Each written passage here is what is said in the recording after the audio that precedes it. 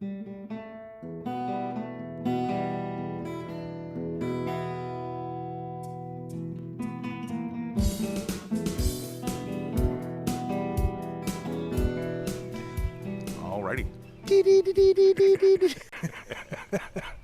Was that enough of an effect?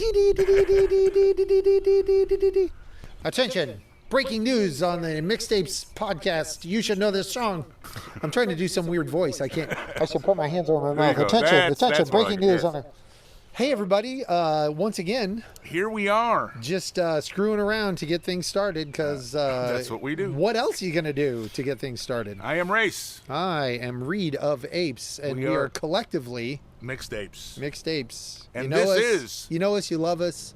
And what is this? This is the Besides You Should Know This Song. You Should Know This Song podcast. Damn there you it. Go. Damn it. And you should know this song and all the songs. Because we do? No. That's why we do this, because we don't know. We love to shame ourselves with how much we actually don't know. We are here again, and we are outdoors again, and we are just digging it again. Oh, yeah. I'm having a good time. Yeah. I just got here. You just got here, and you have a drink, and the breeze is blowing, and the birds are chirping, and currently there's no lawnmower or power tool noise. There you go. To deal with. I probably just invited it by saying that out loud. Why would you do that? But we're back. We're ready. We're doing another episode. We're doing another episode of You Should Know This Song. Yeah.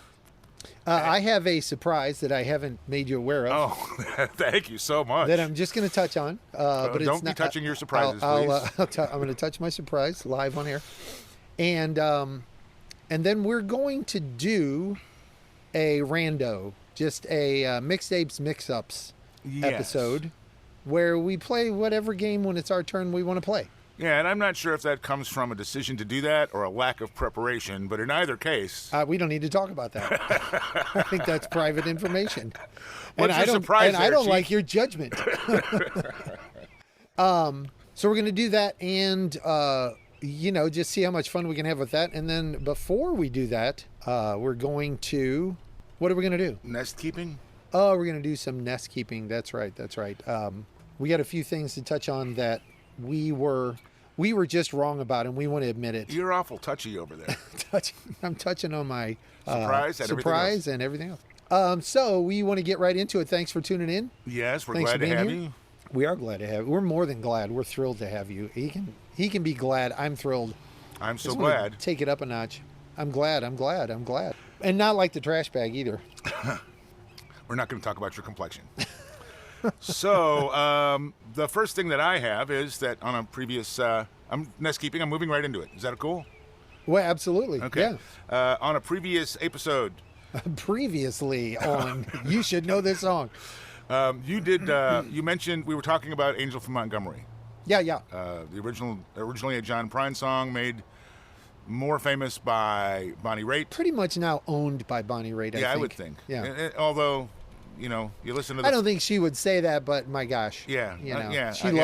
She obviously loves the song. So. Yes. And her and John Prine did multiple versions of it together back in the day. And by the way, that only became popular for her in the late 70s, early 80s, but she'd been doing it for years and years. Right. I think it might have been on her second album, which goes way the hell back. Well, she knew John Prine. Like, literally. She knew John Prine. I wonder what the thing that tripped the song into being popular for her is. Oh, I don't. I think what I think happened, and I don't know this because I'm not Bonnie Raitt, and I don't play her on TV. But at any rate, there you go.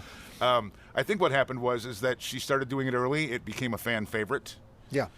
She became one of her standards. Right. And then again, the No Nukes album, she did it on that, and that kind of brought her to the greater awareness. Right. And brought it that up song to along. Right, brought it up to more people, including. I don't think there were a lot of musicians. people that knew who Bonnie Raitt was prior to the No Nukes album that were not fans of that style of music, kind of that country singer-songwriter thing. Right. Although I don't know that she was really country. That was kind of where she... Country rock, even country fried rock. Oh, yeah, no, know. Thanks. I'm passing. I don't know. I mean, anyway, we were talking about the song, and you Country mentioned that blues you rock. had seen her perform where she pulled somebody out of the audience. I don't know if it was out of the audience. I think it was a local performer. A local performer, and you thought that it was knew. somewhere in Georgia, but it ended up being Austin was where it happened. It was there's a movie called The Road to Austin. It's about a bunch of different performers doing benefits and so forth and shows in Austin.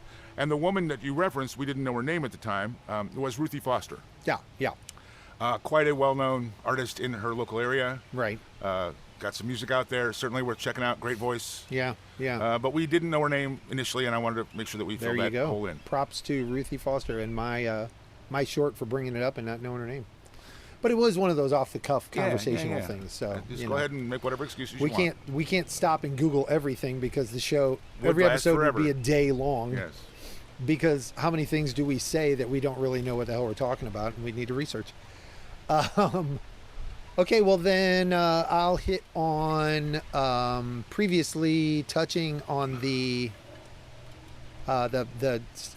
confusion as to what the band Cake, what their first album name actually was, and it was Motorcade of Generosity, which is a great, most of theirs, a great album, right?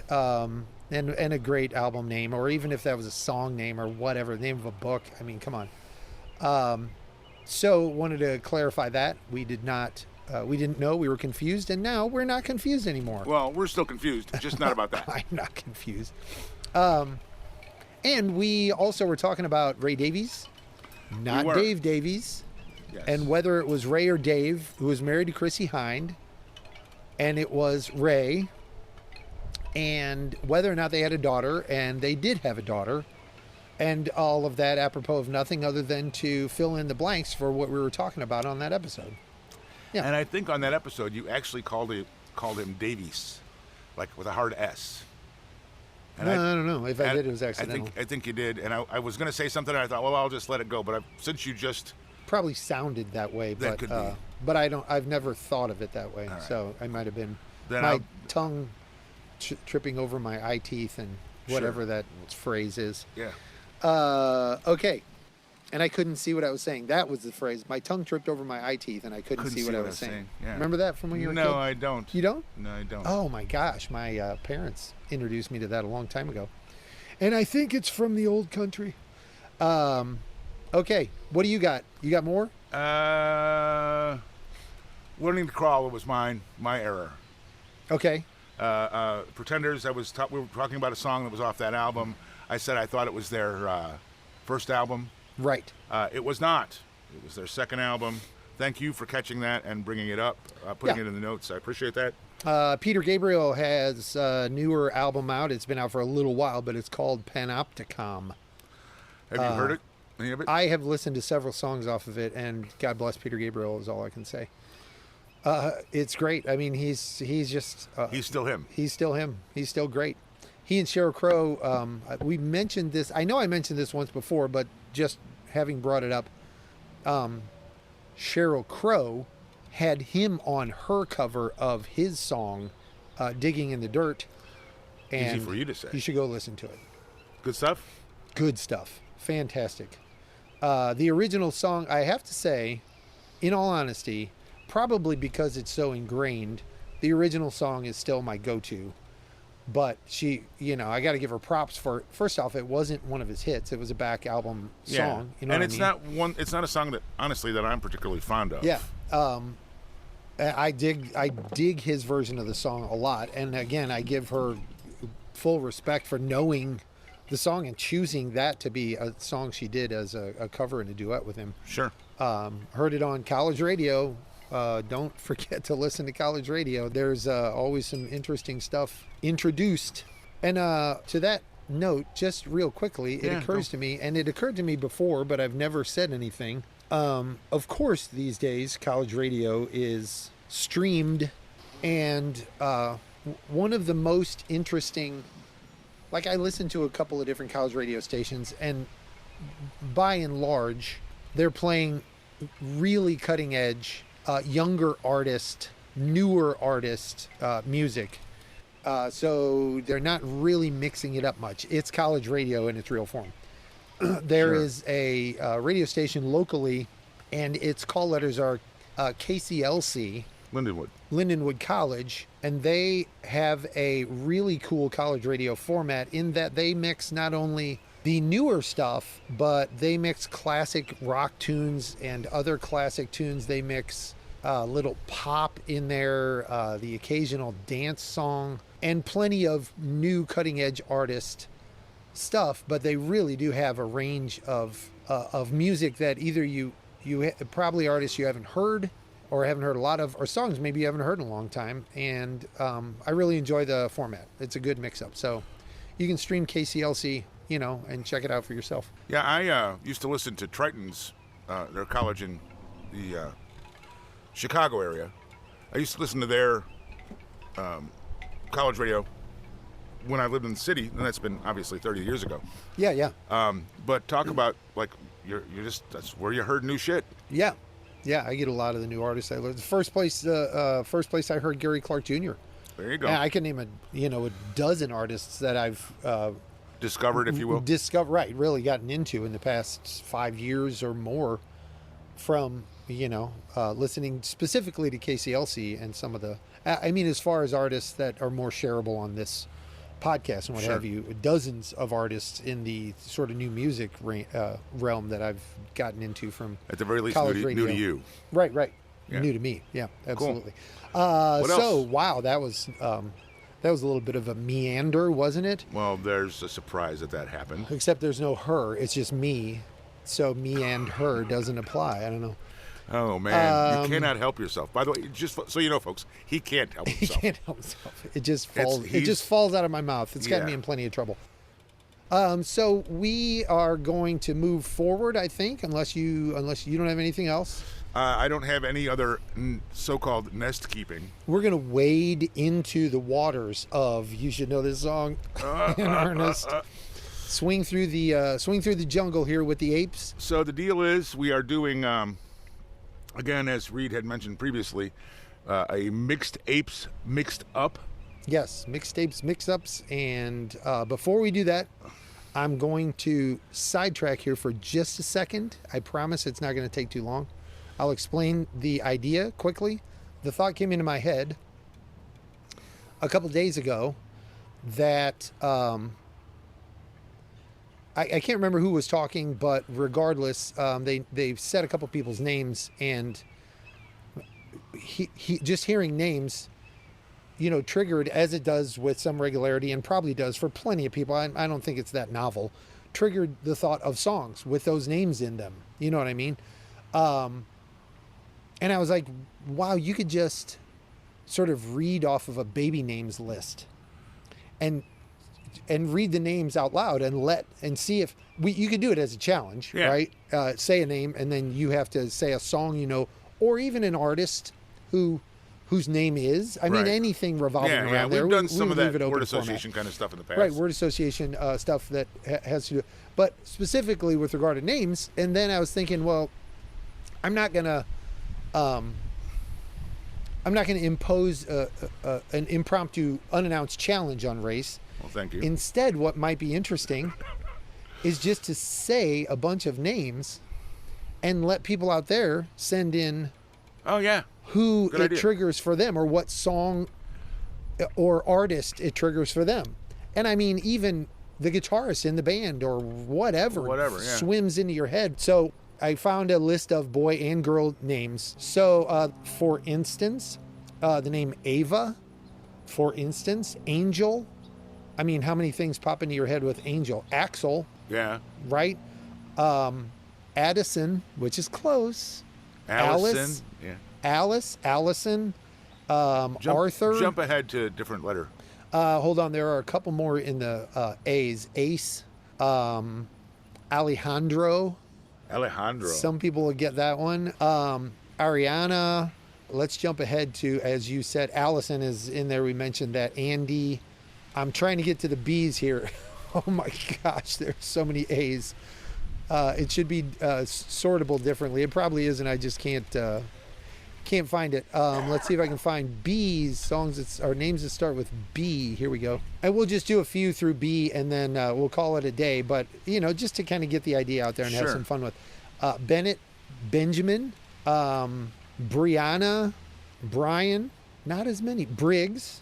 See, so more of those, like all of these, as I'm listening, what's getting triggered for me are artist names, almost across the board. Okay, well, if that's how it works for you, Yeah, yep. then so be it. Bonnie, Bruce, Boston is a name. Boston is a name somebody calls someone else. Bruno, Bridget, Yeah. Billy, Ben. You get And it. Billy Ben. You get it. So that could be a cool game in a car for a car drive. Hey, there's Beck. Cool game on a car drive. Cool game sitting around with people that you're, you're on some mind-altering substances. And there's so much material there, like scrolling, Barry and whatnot. You could just go on. So, I thought it was kind of a neat glimpse into the mind of Reed. Kind of a neat thought and something to share. So, do with it what you will. And now, on with the show. And if we didn't say thanks for being here and thanks for being Mixtapes. We did, but we can say it again. Thanks. We can say it as many times as you like. We're proud of you for being here and being Mixtapes. So I'm going to start. What do you got? I'm going to start. I have. I'm going to follow right along your exact train of thought that you were having. Nice. Because I just happen to have a clue handy that will do it. I'm assuming you have your page open. Okay. Yes, I'm ready. All right. Me. Here you go. This is a lyric challenge of the standard prime type.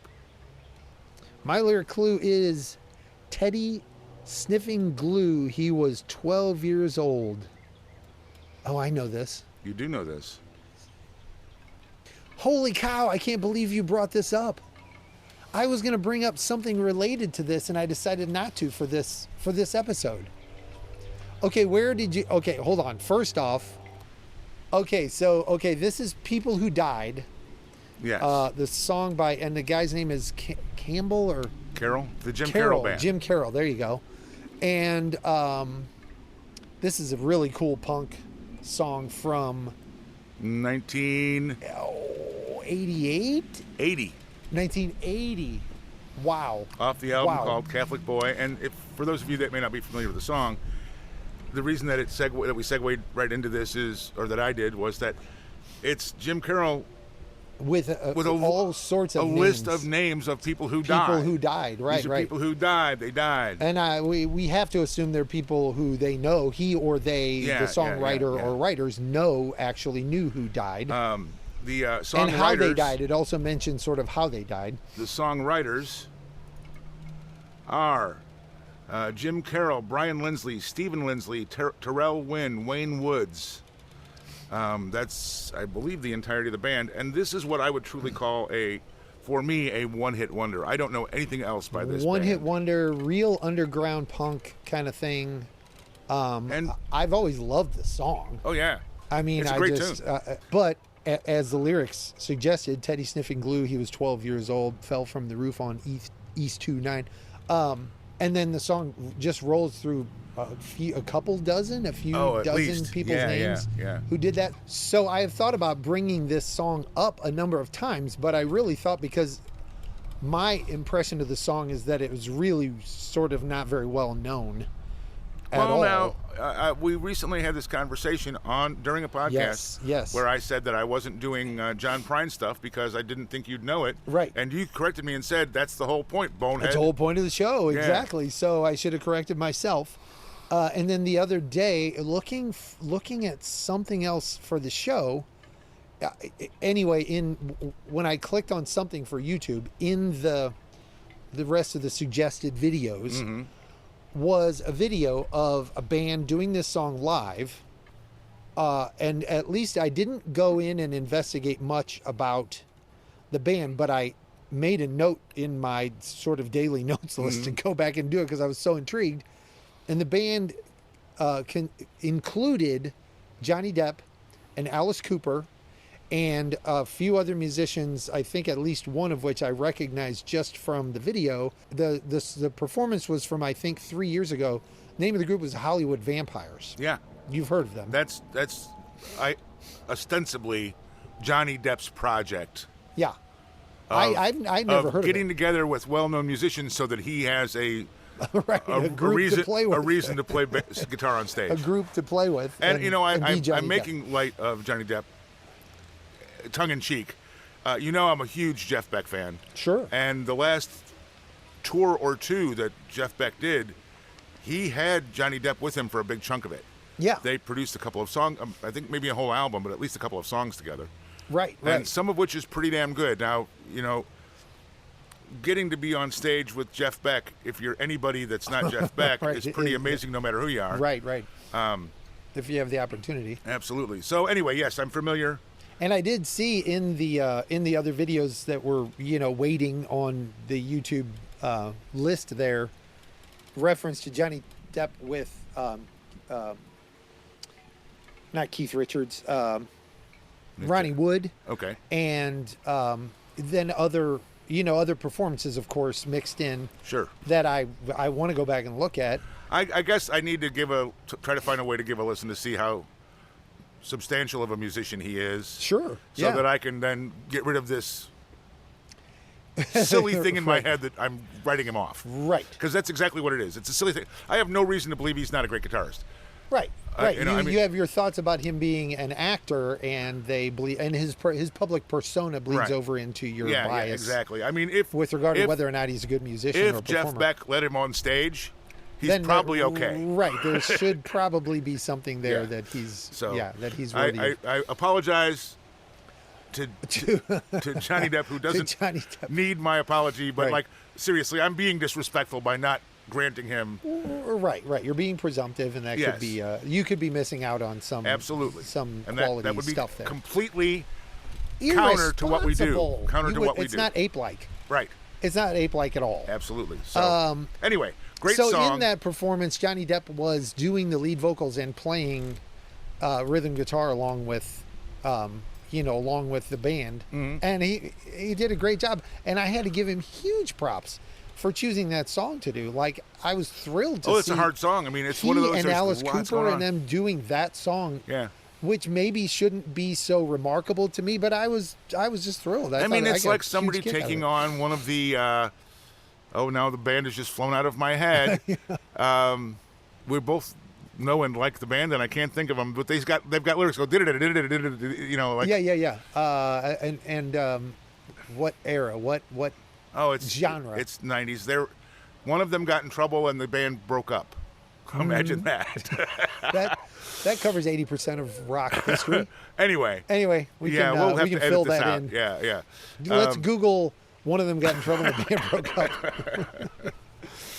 Bare Naked Ladies. Oh, Bare Naked Ladies. There you go. Yeah. So it'd be like taking on one of their faster songs. Their songs are so lyric filled. Yeah. And the lyrics are so fast paced in some cases. Rich. Yeah. It'd be like taking on one of their songs. You know what I mean? Right. That's what I was trying to say. Well, that was great. That was a great one. I really appreciate it. All right. So again, we're playing whatever the hell you want game. Right.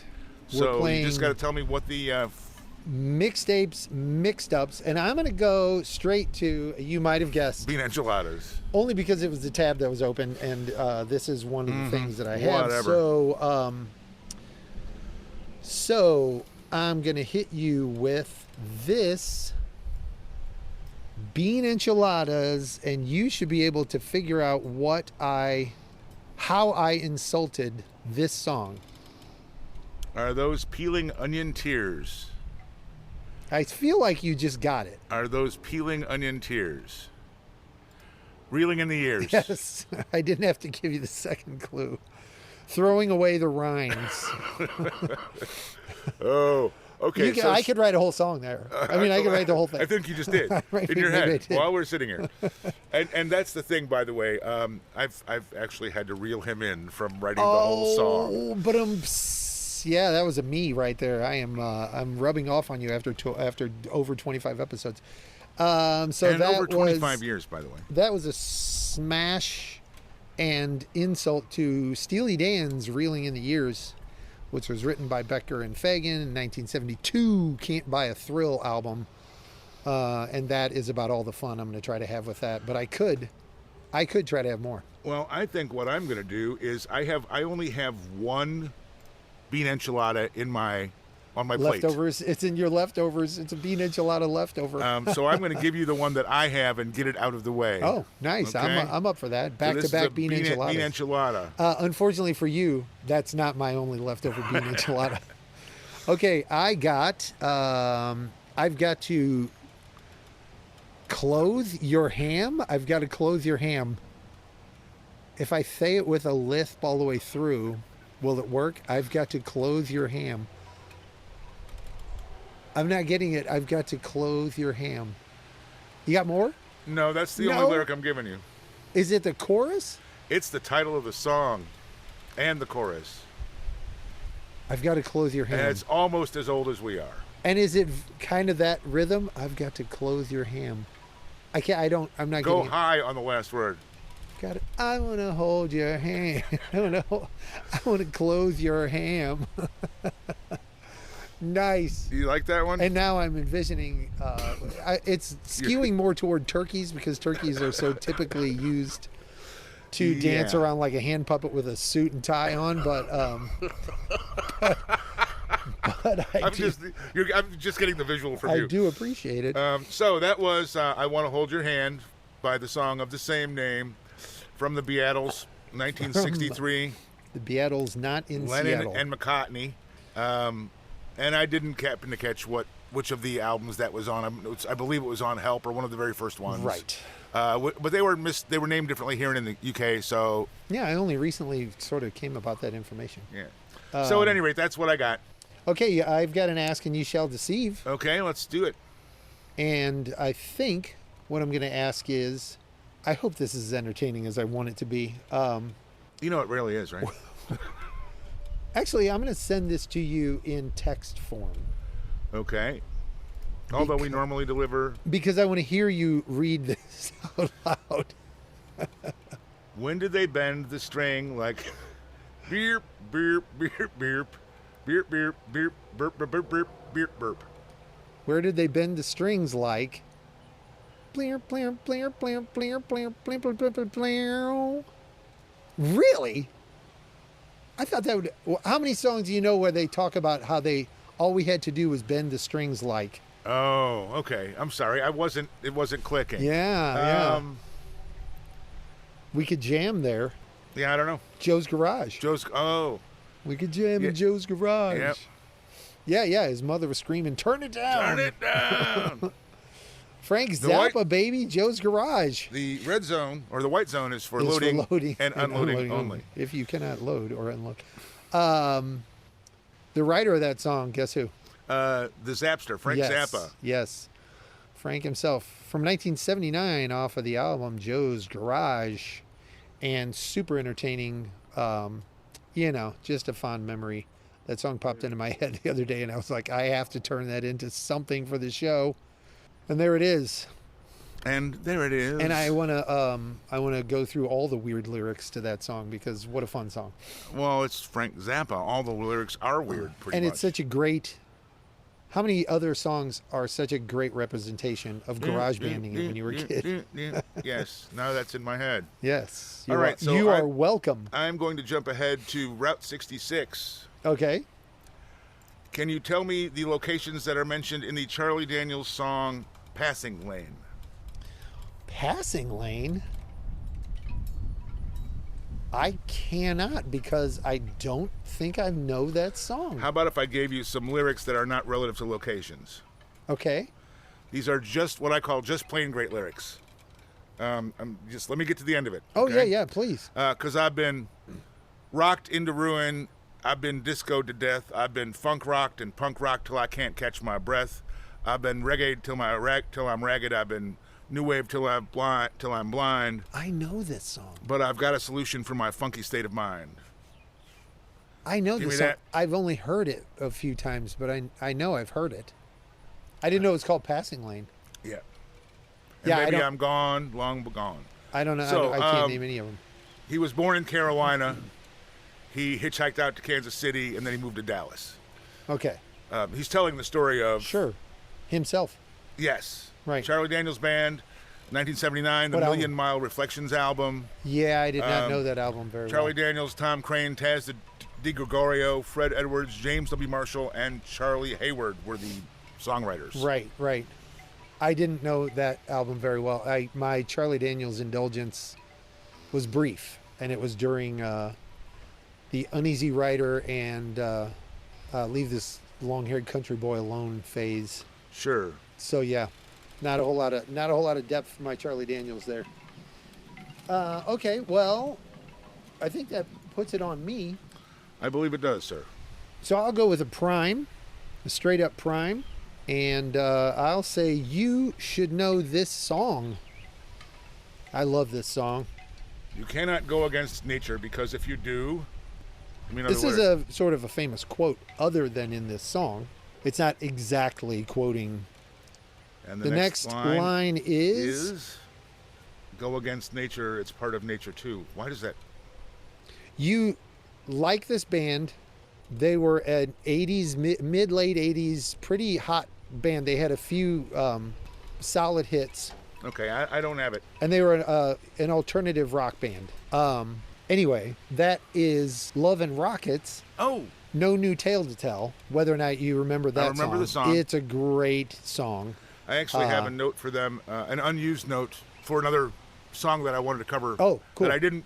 It's not in my clues. Sure. But I came across a couple Love and Rockets tunes. Right. They do a cover of something that I really like too. I haven't heard it. Go ahead. So that is the song No New Tale to Tell by Love and Rockets, written by Daniel Gaston Ash, David J., and Kevin Haskins from 1987 off of Earth, Sun, and Moon. And it's a really cool song. Go listen to that song. I mean, you'll like it. What do you got? It's your turn. I'm going to use the same. I'm going to give you a prime here. Okay, I think you're going to get a real kick out of this one. If you don't know the song and the band, then I'm surprised. My clue is, one Saturday I took a walk to Zipperhead. I met a girl there, and she almost knocked me dead. One day, I should know the lyric. One Saturday I took a walk to Zipperhead. I met a girl there, and she almost knocked me dead. Maybe it's a song that I misunderstood the term Zipperhead, so I'm not relating. That could be. So it's the Dead Milkmen. Oh, okay. The tune is Punk Rock Girl. Oh my gosh. From the album. Yeah. The name of this album, Beelzebubba. What a great name for an album. What a great punk name for an album. Love it. 1988. Written by Joseph Gennaro, Dave Schultheis. Oh my God. Rodney Lindemann and Dean Sabatino. You know this. I'm remembering my Dead Milkmen songs now. I haven't thought about that band in a while, which is a shame. Bitch and Camaro. Yeah. What was the song about? Ricky Nelson's in the kitchen and nobody cares. What is that song? Oh my gosh, I got to look up that now. That lyric just sticks in my head. It's part of one of their songs, but I can't remember the actual name. I can't remember the. My mind's not letting me hear the rest of the song.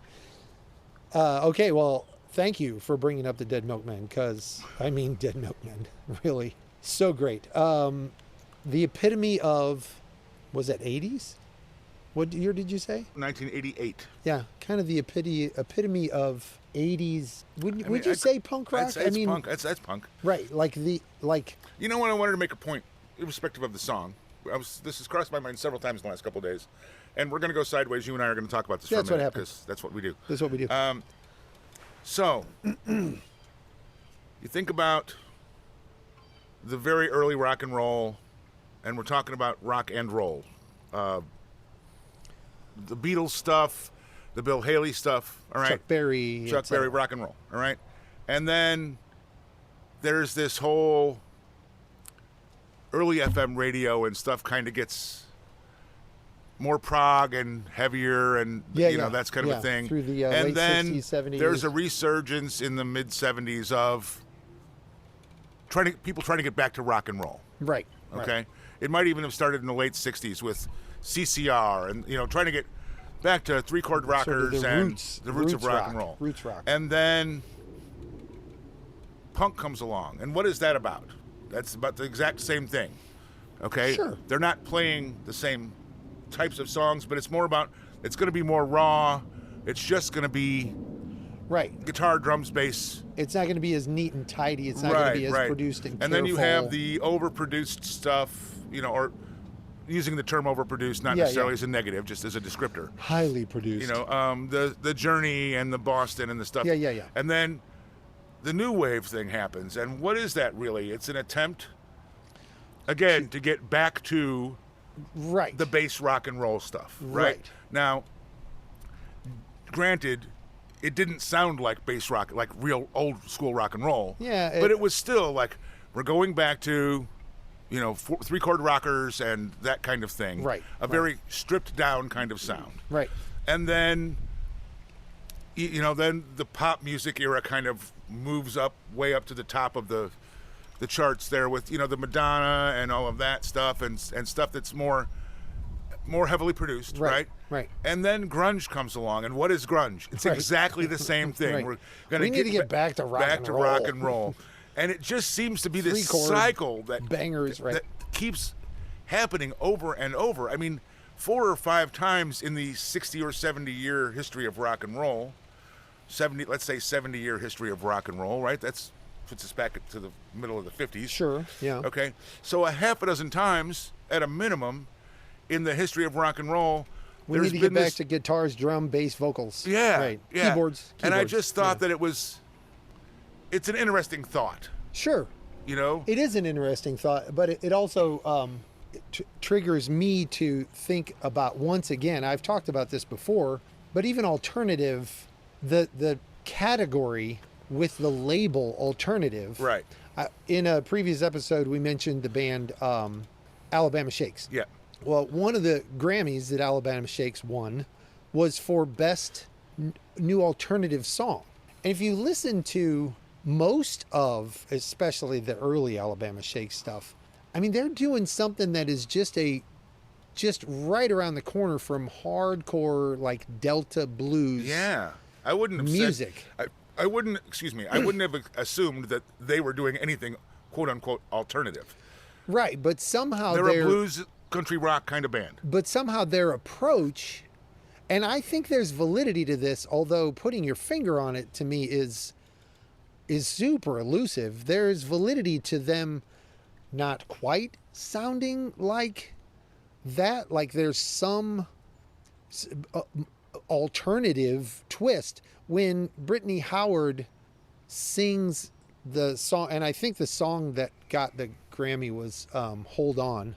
The stomp of that song and the guitar of that song and the feel of it is all like you could have just slid it into the 40s or something, the 50s, and a Delta blues guy with his guitar and his foot stomping on a box kind of could have fit right in there. Sure.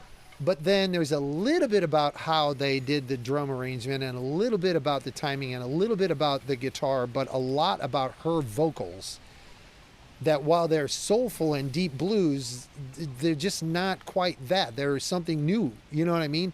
And I do think there's validity to that, but how? It's when you listen to it, you can't put your finger on it. All you know is that it's not quite that. You know what I mean? And that perspective holds true to me for so much. Like, I wrestle a lot with the labels. Soundgarden, as a for instance. Right. They are considered solidly an alternative heavy rock band, but alternative. Right. They're not considered a heavy rock band. A rock band the way a heavy rock band the way Black Sabbath or Deep Purple was considered a rock band. Right. But how do you separate them? What are you doing? How are you figuring that out? What's the line? Right. What's the delineator that says, oh, yeah, that I can put down on paper the things that identify that differently? Is it because I'm older? Is it because the generation that decided that was alternative made me think of it differently? Sure. You know what I mean? Right, What's happening there? Because I mean, if you think about the alternative music that you and I came up with, okay? Yeah, we're talking late 70s, early 80s. Dave Edmunds, Elvis Costello. Yeah. That stuff is solid 3/4 rock and roll. I mean, that's what it is. Right, and Dave Edmunds uses a lot of the jet stuff. You know what I mean? Yeah. That's Chuck Berry. That's foundational rock and roll. Rock and roll. You know what I mean? And that kind of makes the point for me. You know what I mean? Right. And we could sit here and roll through our brains in a long amount of time and go to each one and find those albums and songs that essentially it's the same shit. Right. But why are we calling it something different? Right. You know? Yeah. I mean, the Ramones is preeminent punk, right? Right. It's solid rock and roll. Right. This is rock and roll radio. Right, absolutely. They were playing rock and roll chords on a rock and roll musical background. Right. All the instruments playing that. Right. Maybe Pounding the lyrical drums, content could or couldn't have been applied during the 50s. Well, yeah. But I mean, that could be as much, cultural sensibility as anything else. Right. But what's separating it? The dress? The style? The passing of the 20 years? Right. People forgetting who those the Bill Haleys and the Chuck Berrys were. I don't know. It's bizarre to think about. Anyway, it was a weird thing that came into my mind that I wanted to share. It's a fun conversation, and I'm glad you brought it up because I could delve back into that whole thing. You go on the web and you will find that conversation happening all over the place. A zillion times on people's live podcasts, on their blogs, on whatever. And it's fascinating to me. It is truly. Do people do live podcasts? I'm kidding. Yeah. All right, what do you got there, big guy? In the current day and age, what the kids call it is streaming. I think so. Live streaming. So just go look it up on the Google, and you'll figure it out sometime. He's not very good with the technology, you guys. I have to bring him up to speed on things all the time. It's not my strong suit. Okay, how about... Which is why I decided that was what I was going to do for a living. Don't you want to wear a strong suit next time for Halloween, by the way? How about... God, there is just no end to it, folks. I'm telling you, at least you get to turn off the podcast. I still have to hear it. I'm going to do a Tune That Name. Let's do a Tune That Name. How about that? Sure. I'll do a Tune That Name. You got to figure out who the band is to this clue. They cause the water to stop coming out of the hose. Oh, you got to get this one. The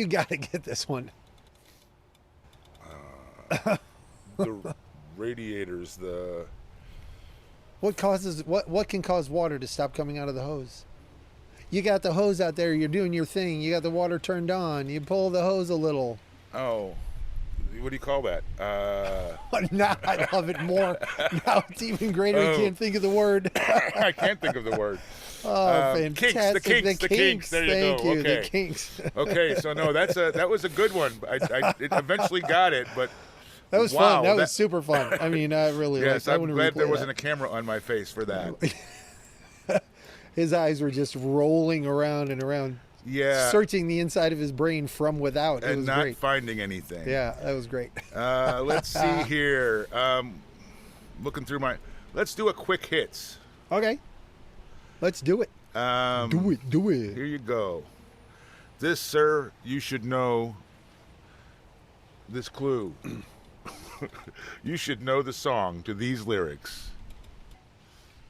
Oh, of course. Maybe I shouldn't say of course. The lyric is, this could have been a starting lines, by the way. Yes, it could have. Because what other song starts with Take Me Across the Water? Because I need some place to hide. I'd done the rancher's daughter, and I sure did hurt his pride. Although I think it's actually, I sure done hurt his pride, I think is what the actual lyric is. Huh. And that's I worth sure looking done up. hurt his, I think. Because I thought it was I sure did hurt his pride. Okay, well, it doesn't really matter, right? So somebody, the song is... Somebody phone in and correct us. Call in on the hotline. It's ape. I had to do it. The song is from Uriah Heep. Yes. And it is Stealin'. Yes. By the Ken Hensley and so forth. Yes, written by Ken Hensley, actually. The album was Sweet Freedom.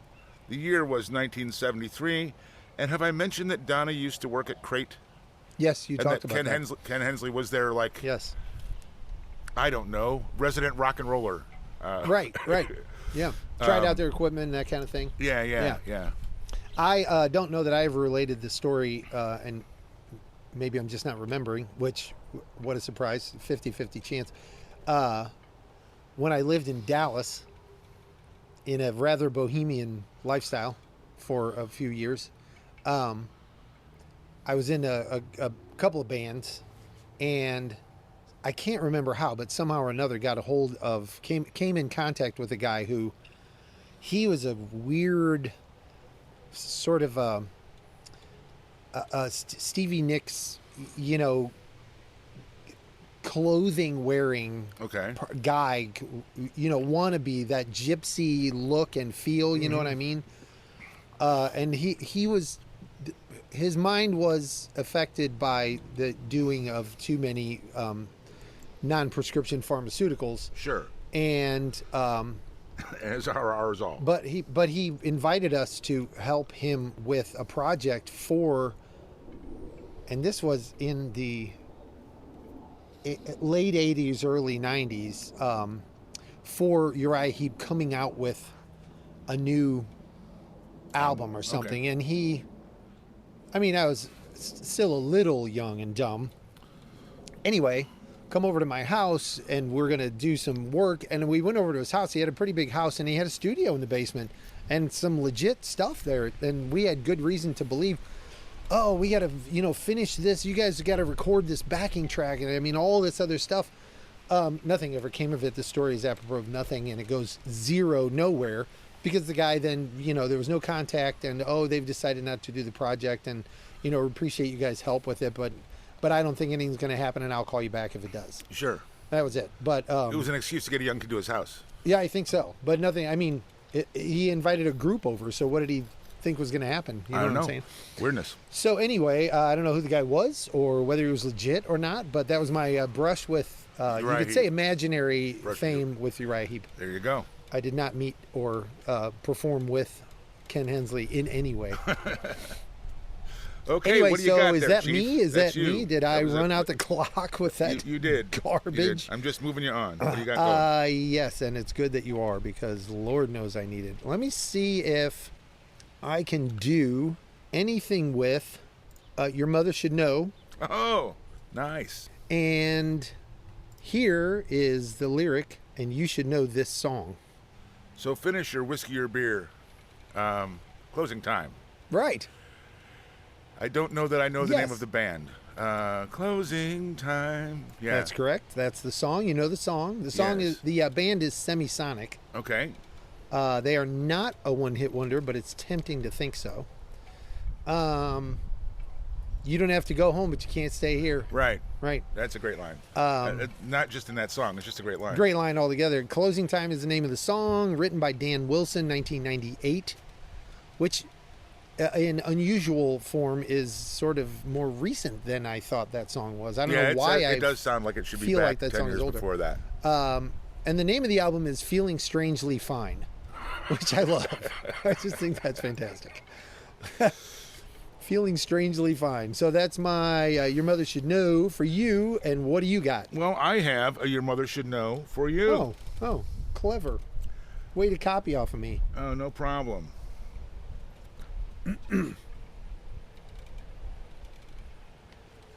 Hit me with My something best good. shot? Tell me something good. Wow, wow. Okay, my lyric is for the song that I should know. Look up, is that the moon we see? Wow. Look up, is that the moon we see? Why don't I have that? Can't be, looks like the sun to me. This is a Your Mother Should Know? Yeah. Huh. Is it old? Yeah. Older than you. Can't be, looks like the sun to me. Don't know it. It's not ringing a bell at all. It's late. Late. It's late. We got to get on home. It's late. We've been gone too long. Ricky Nelson. I do know that song. Yeah. Written by Dorsey Burnett. I should say I know of that song. I don't know it well for 1959, Ricky Sings Again. That is older than me, for sure. Yeah, I know. I have heard that song, but not only a few times. Driving around in the cab of my dad's pickup truck. My dad's pickup truck. There you go. When I was a young boy. So that puts it on me, doesn't it? It does. You slipped a little Ricky Nelson in there. I did. Okay. Well, I got to split this up a little. Split it up, man. It's a bean enchilada. There you make it. And I'm going to do part 1 of this long lyrical thing that I wrote and just see if it'll trigger you. You should know my screw up to this song. When you're trying to scribble and the pen you have in hand, you got a friend. Right. That was easier than I thought. It's the timing and the dashes that you put in. The dashes helped. Helped. So the rest of what I wrote has dried up and won't even draw one line. And nothing is going to write. And nothing is going to write. Okay, Very nice. You're welcome for that. Yes. That was an easy one. That was relatively easy, and I'm glad it was, because too often I just get off track with them and you can't guess them. Yeah, that happens. So that's all the You've damn Got a time. Friend, written by Carole King and performed by both Carole King and James Taylor at the same time, or recorded and released thereabouts. Most notably on her Tapestry album and his Mudslide Slim album. Mudslide Slim. And that was my... Did you start? I don't know. No, I started with a bean enchilada. Okay, Didn't I? So this is I think mine, I did. then. So you get another All one. right. So I have for you a Ask and You Shall Deceive. Okay. See if you can tell Hit me. what the I'm answer excited. to this question is. I'm excited. I'm interrupting you, but I'm excited, and so It's okay. my lyric clue is: why does he have pain and blisters on his mind and hands? Why does he have pain and blisters on his mind and hands?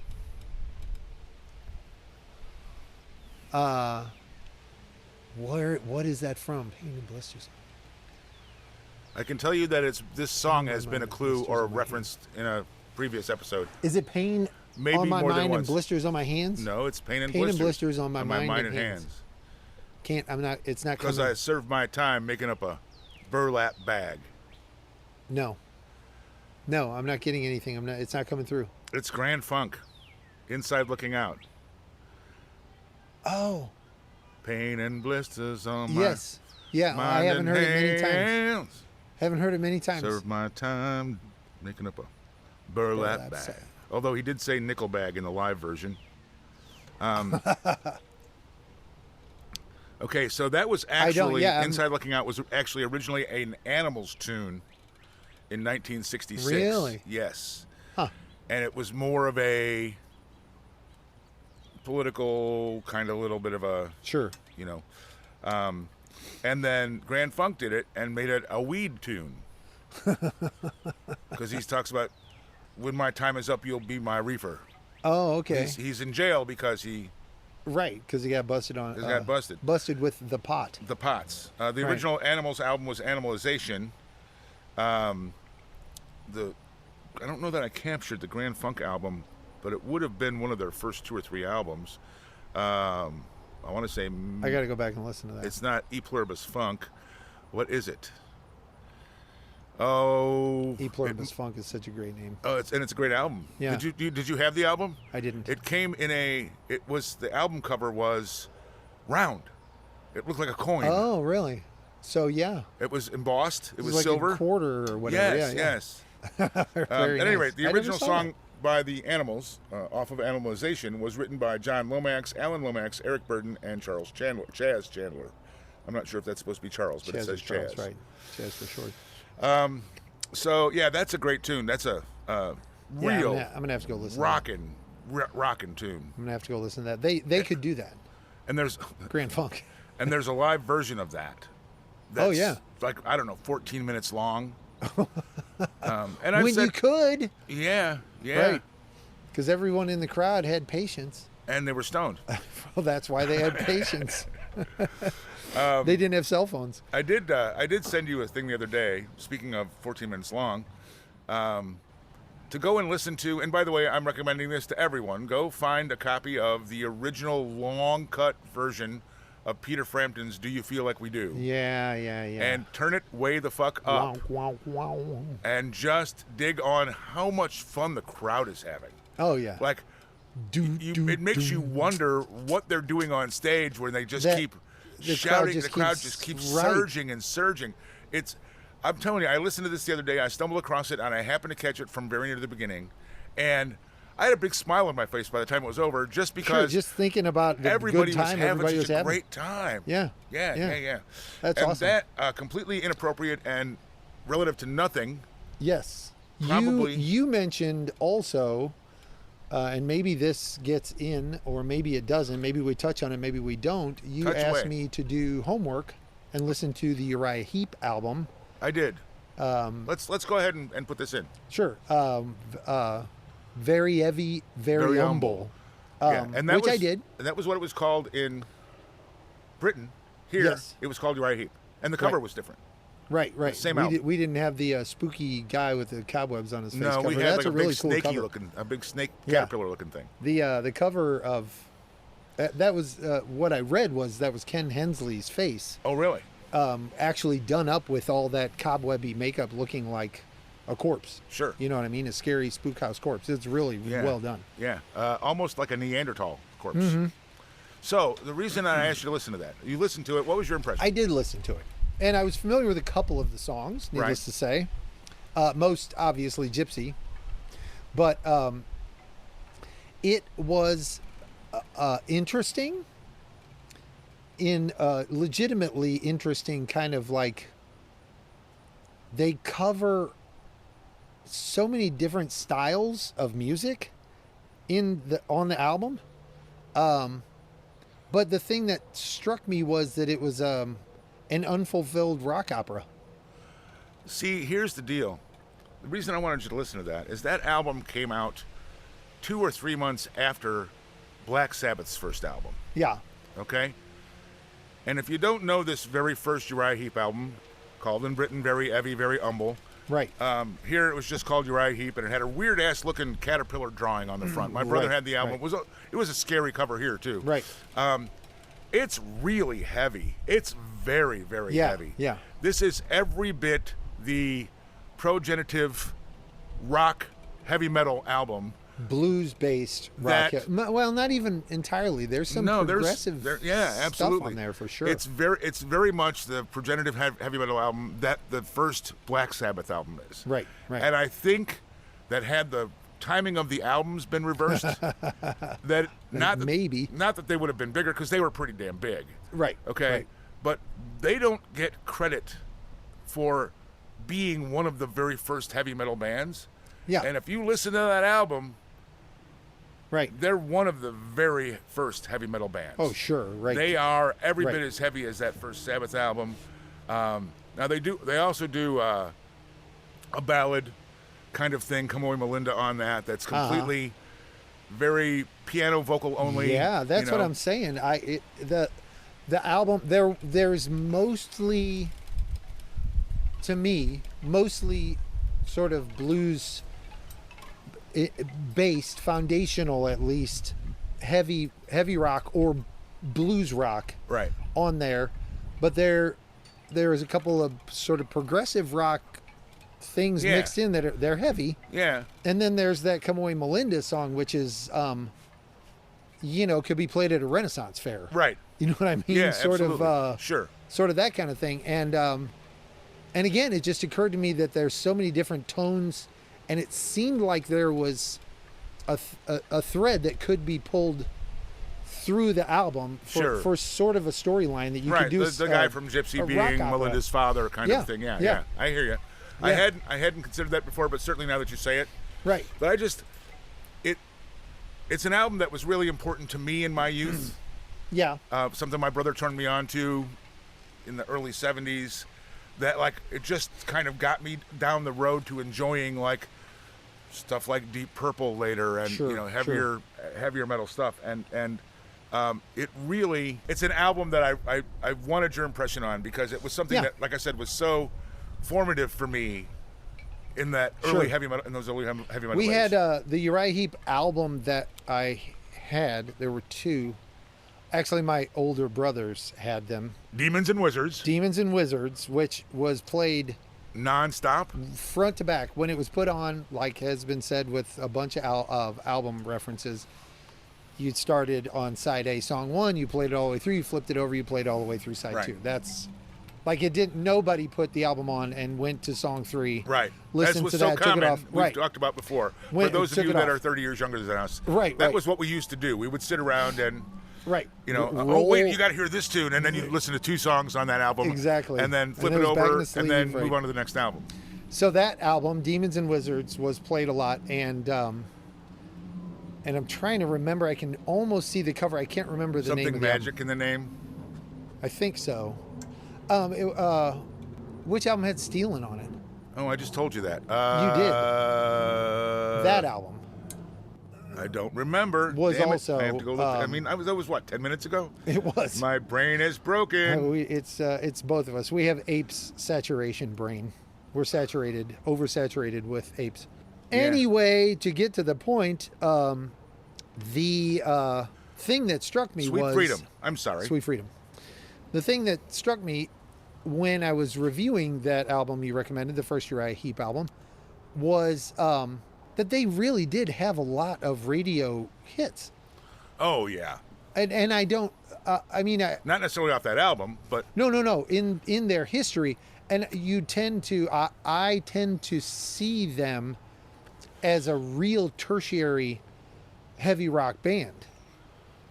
You know, you think of Black Sabbath and you think of you know who they remind me of Huge. along those lines is UFO. UFO. I Yeah. forget to listen to UFO. Right. And then I go like, oh, all of this is great. And there's 15 or 20 songs that you know by heart. And not Right, because you listen right. to the whole album, but because they were on the They air all were the damn played time. a lot. They were Right. played on the Exactly. radio. And Scorps. Right. Scorpions Scorpions have a huge catalog. And the Scorpions but to the me thing are is, still... where it's going is Scorps and UFO, the guitarists were brothers. Right. Okay? Right. Scorps had this horrendously big success. UFO, it was like a window. They had a window. It's like exactly. 4 years. Everybody knew who they were, and then you never hear them again. My sister sent me a lyric clue last night Yeah. to a UFO song, and I'm like, the only way I was able to get it was I was reading it to the people I was with, and I had to repeat it several times. And by the time I said it the 4th time, the It song clicked. popped in my head. Right, it and it's clicked. like one of 7 or 8 or 10 UFO songs that I know You note should for know, note. right? You should know really well. You Right, know and I do thoroughly. know it really well, but it's just like the lyrics just wouldn't Yeah, click. yeah. And it's the same kind of thing with Uriah Heep. Is like they had this great catalog. I mean, there's probably, I don't know, 20 Uriah Heep albums. Right. They probably had hits off of 6 of them. And I'm Yeah, pulling those yeah, numbers and, out of my left and ear, right? numerous hits off Right. of 6 of them, not one. Right. 2, 3, Same 5. kind of thing. UFO probably had 7 or 8 albums. One of their live albums was one of the best-selling live albums of all time at the Absolutely. time. Yeah, yeah. Lights Out. Really highly regarded. Yeah. Really So, highly but regarded. Uriah Heep, and to me, is like UFO in that, like, you forget that you know them. Right, right. You forget how many songs they had on, and I refer to on the radio because your familiarity, more real familiarity with individual songs to Came depth from came from the radio play. You're driving around your car, you're hanging out with friends, Yeah. and it's playing on the radio, and it's in the background again, and it's playing again. And you get to know, you dig the song, and you get to know the song. The opening keyboard riff to Love You Live Yeah. By UFO. Yeah. It's like emblazoned in my brain. Right, You know what right. I mean? So anyway, thank you for taking Yeah. the time to listen to Yeah, that. that was great. I really appreciate I know it took us over time, but you know what?